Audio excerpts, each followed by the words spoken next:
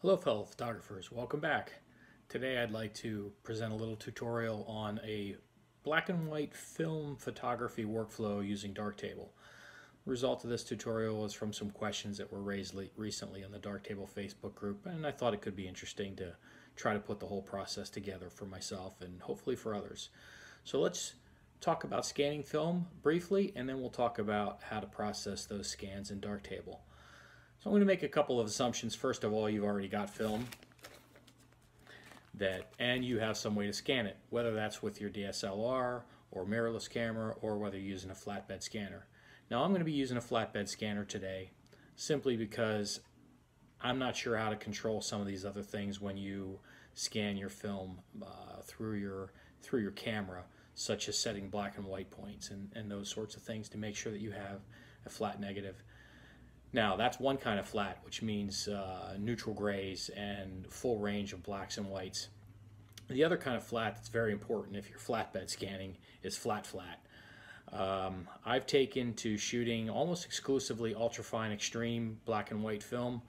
A, because I love the film, I love the results I get, and B, because the stuff is beautiful to scan. It lays nice and flat, it doesn't have a curl to it almost at all, and allows me to get really good results. I love Tri-X, I love Ilford HP5. Tri-X really curls a lot, and what I do is when I'm scanning Tri-X is I use some non-Newtonian glass to lay on top of the negatives in the carriers to hold them flat. HP5 is a little bit better. Your mileage may vary. I'm not here to sell any kind of film particularly, but make sure you have your film flat, make sure you have your film clean, because only hipsters like scratches and dust. And let's take a look at that scanning process. Alright, welcome back. Here we are inside Epson Scan software looking at an image shot from my recent trip to the Finger Lakes area of New York. Great band, the Brothers Blue, playing at Steuben Brewing. Go there, drink the beer, listen to the music, it's awesome. Anyway, as far as Epson Scan goes, I recognize it's not the most sophisticated tool on the market. I've worked with ViewScan and with Silverfast, and I think those are great tools, and if you like them, by all means, use them. I find that they have a lot more features than, frankly, I need. Epson Scan is pretty simple and straightforward, and I think does a fine job of taking full advantage of the scanner's capabilities.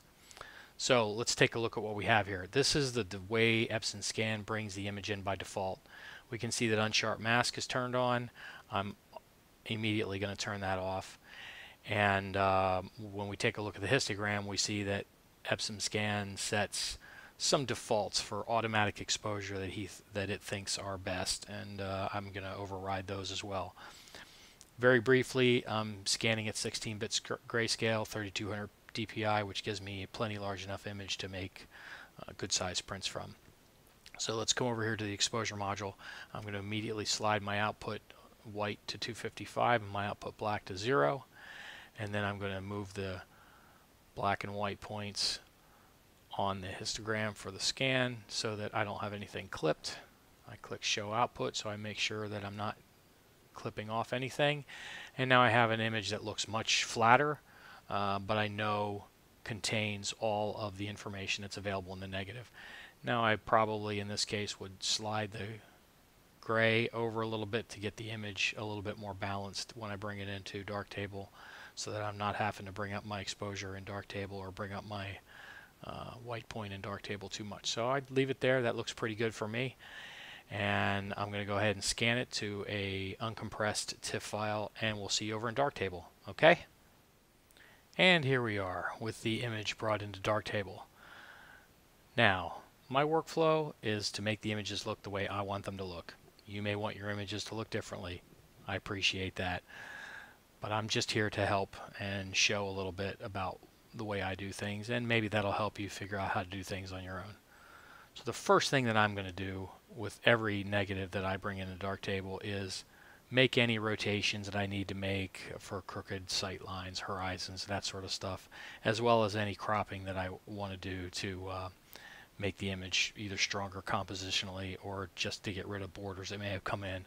Now this image happened to scan in pretty cleanly, but there is a little bit of black here and a little bit of black in this corner, so I'm going to come into the crop and rotate module and reset that, maintain my original image, and I'm just going to bring this edge in a little bit, and I'm going to bring the bottom in a little bit. And otherwise, you know, this isn't anything special, this image, so I'm going to leave it alone compositionally. So we'll finish with cropping and rotating, and now really everything I'm going to do from this point on is going to be to improve the tones, make the contrast the way I want it to be, and basically to get the image to look, to have the appearance that I want it to have. I'll also go in and clean up dust specks, things like that. I see here I got a little bit of dust on this guy's hat. So I can come into my retouch module, take care of that dust spot there. The rest of the image actually looks pretty clean. If I find any more dust spots, I get rid of them whenever I need to. Another small spot here. Alright, enough of that. You guys know how to get rid of dust spots or use the retouch module. If you don't, go see Bruce Williams' videos on the retouch module. They're outstanding. So let's take a look at this image. As we scanned it, it's a pretty flat image. That was the intent. The intent is to get all the information possible. So when we look at the histogram here, we see that we don't have any blacks that are clipped and we don't have any whites that are clipped. We've got everything in full gamut. So how do we make the image pop a little bit? Well, for the most part, I'm going to be using the tone curve. I rarely use Filmic module for film images. Don't find that I need to. And I could adjust the exposure, but by and large, I'm going to get what I want using the tone curve, the local contrast, and the equalizer. So I'm going to start with the tone curve. Now I have aesthetic decisions that I need to make here, right? One of which is, what do I want to do with this window area here? Do I want to be able to see what's outside that window, or do I want to blow it out and make this a very high contrast image?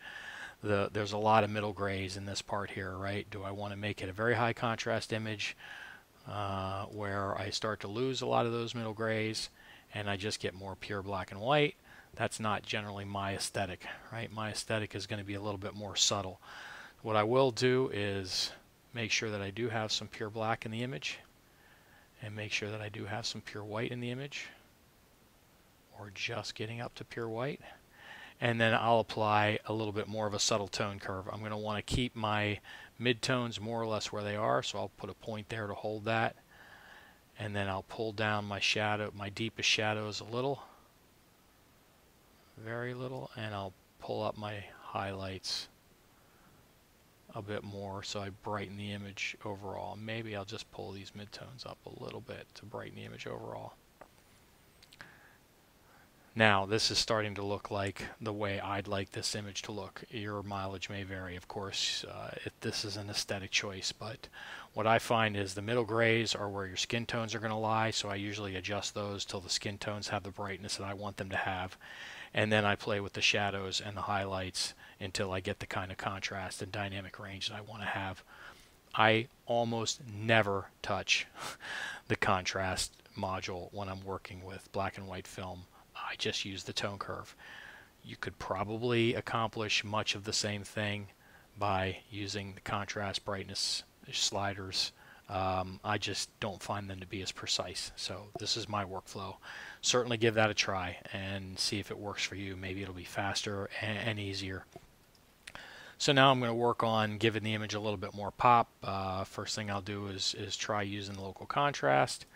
So I'll turn it on the default and maybe turn up the detail a little bit and see what it looks like. So there it's on, and there it's off. On, off. That's pretty good. I'm going to leave it off for now, and I'm going to see what it looks like with the equalizer. So I'm going to come in here and put a rather large brush in the equalizer and pull up the higher end, sort of the middle size details, and see what that does to my image. It's on and off. And really the effect between the equalizer and the local contrast module is pretty much the same. I'm just going to dial back the effect here in the equalizer and let it go. Now for me, this is more or less a complete image. I will not do a whole lot more to most of my film scans. I feel like this has plenty of pop. It's got good contrast between the various levels of gray. The sharpness is pretty good. There's something I haven't done yet. I can go ahead and sharpen the image a little bit. I tend not to go crazy with sharpening on film because I'm not really looking to necessarily enhance the grain, but you can crank the sharpness up and get a lot more grain look if that's what you're after. I'm going to keep it a lot more moderate, down around 0.5 or 0.6 and about 2 pixels. So that's it. For me, this image is done. Other images I might have to work more on, especially if I have wider dynamic range. I might have to apply some parametric masks and get things the way I want them to be. But in this image, I feel pretty good about this. I've still got detail in this guy's very dark shirt. And I've still got detail in the highlights outside the window. I can see what's going on there. And all my middle grays look good. So I'm finished. All right. I hope this brief tutorial was useful for you, and if it was, please share it with others who might benefit from it as well. And I appreciate any comments that you might have, and if you'd like to see me show some other tools related to film workflow and Darktable, I'll work on putting something together. All right, thank you. Have a great day.